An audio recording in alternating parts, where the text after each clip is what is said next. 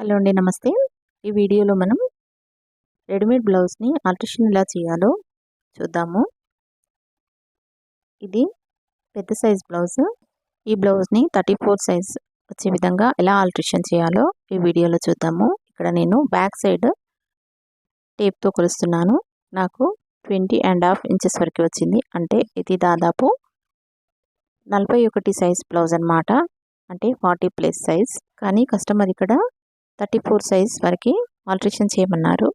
34/2 చేసినట్లయితే మనకు 17 ఇంచెస్ వరకు వస్తుంది. ఇది రెడీమేడ్ బ్లౌజ్ కాబట్టి హ్యాండ్స్ కూడా ఫుల్ హ్యాండ్స్ ఇచ్చారు. కానీ కస్టమర్ మనకి 3/4 హ్యాండ్స్ చేయమన్నారు. ఎల్బో హ్యాండ్ అయితే 10.5 ఇంచెస్ వరకు పెడితే సరిపోతుంది. కానీ కస్టమర్ మనకు 3/4 లెంత్ కావాలన్నారు. బ్లౌజ్కి వచ్చిన కప్స్ కూడా రిమూవ్ చేయమన్నారు. కాబట్టి ఇలా సైడ్ కుట్లను విప్పుకొని ఇలా వీడియోలో చూపించిన విధంగా కప్స్ని రిమూవ్ చేసుకోవాలి. ఇలా ఒకవైపు కప్ని రిమూవ్ చేసుకున్న తర్వాత ఇంకొక వైపు కూడా కప్ని రిమూవ్ చేయడానికి సైడ్ కుట్లను విప్పుకోవాలి. ఇంకొక కప్పును కూడా ఇలా వీడియోలో చూపించిన విధంగా రిమూవ్ చేసుకోవాలి. అంటే సైడ్ జాయింట్స్ వైపు కుట్లను విప్పుకొని రిమూవ్ చేసుకుంటే సరిపోతుంది. ఆల్రెడీ టైలరింగ్ చేసే వాళ్ళకి ఈ విషయం బాగా తెలుస్తుంది.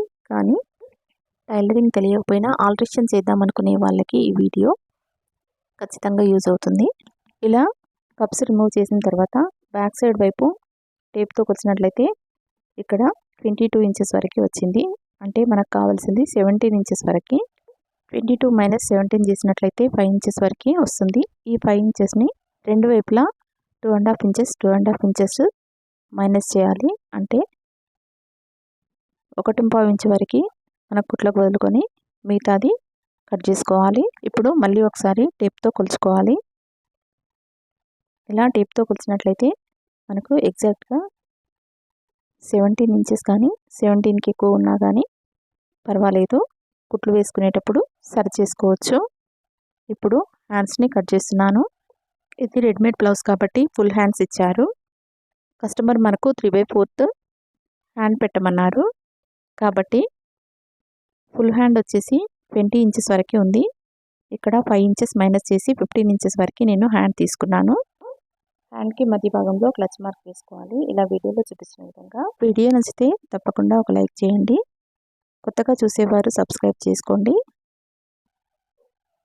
హ్యాండ్స్ వైపు ఇలా స్టిచ్ వేసుకోవాలి. వీడియోలో చూపించిన విధంగా సైడ్ జాయింట్స్ వైపు కూడా ఇలా ఒక స్టిచ్ వేసుకోవాలి.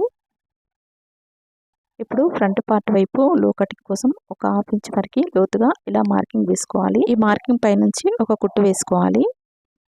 ఇలా రెండు వైపులా మార్కింగ్ వేసుకొని మార్కింగ్ పై నుంచి కుట్టు వేసుకొని 1/2 ఇంచ్ వరకు లో కటింగ్ చేసుకోవాలి. ఇప్పుడు హ్యాండ్స్ని జాయిన్ చేసుకోవాలి. హ్యాండ్స్ని జాయిన్ చేసే ముందు ఇలా లైన్ని మెయిన్ పార్ట్ని కలిపి జాయిన్ చేసుకోవాలి.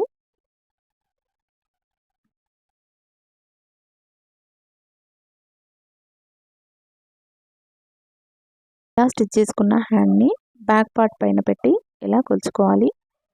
ఇలా కొలుచుకున్నప్పుడు క్లాత్ తక్కువ పడినట్లయితే మనము వేరే క్లాత్ని హ్యాండ్ వైపు స్టిచ్ చేసుకోవాలి. ఇక్కడ నేను 5 ఇంచెస్ క్లాత్ని హ్యాండ్లో కట్ చేశాను కనుక ఆ క్లాత్తో నేను ఇక్కడ జాయిన్ చేస్తున్నాను. ఇలా ఈ 1.5 ఇంచెస్ క్లాత్ని రెండు వైపులా హ్యాండ్కి అటాచ్ చేసుకోవాలి. ఇలా 2 హ్యాండ్స్కు కూడా అటాచ్ చేసుకొని ఆ తర్వాత హ్యాండ్స్ జాయిన్ చేసుకోవాలి. హ్యాండ్ లూజ్ను కూడా ఒకసారి కొలుచుకోవాలి. ఆ తర్వాత ఎక్స్ట్రా ఉన్న క్లాత్ని ఇలా వీడియోలో చూపించిన విధంగా కట్ చేసుకోవాలి.